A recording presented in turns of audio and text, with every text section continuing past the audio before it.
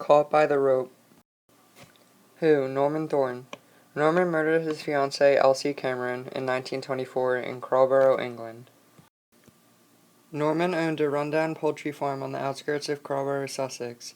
He lived among the livestock, and he was a shady individual isolated from the public. He was 24 years old at the time.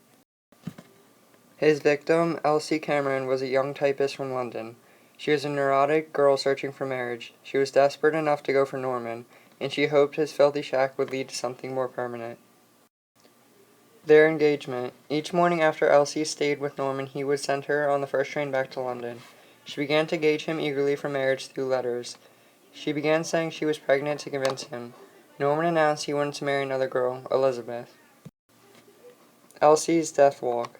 In a desperate attempt, Elsie told Thorne she would be coming to his farm on December 5th. 5 days later, her eager father telegraphed Thorne to see if she arrived.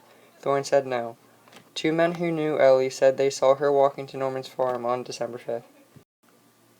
After Elsie's bag was discovered, Thorne claimed that a fight broke out and she found her hanging by a noose.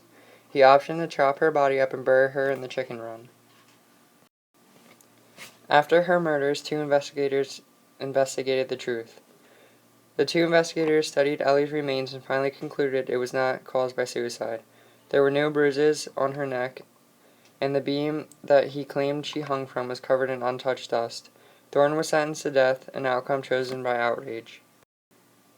The coincidence. In a revolt of the death sentence, the failed farmer took his death by the noose.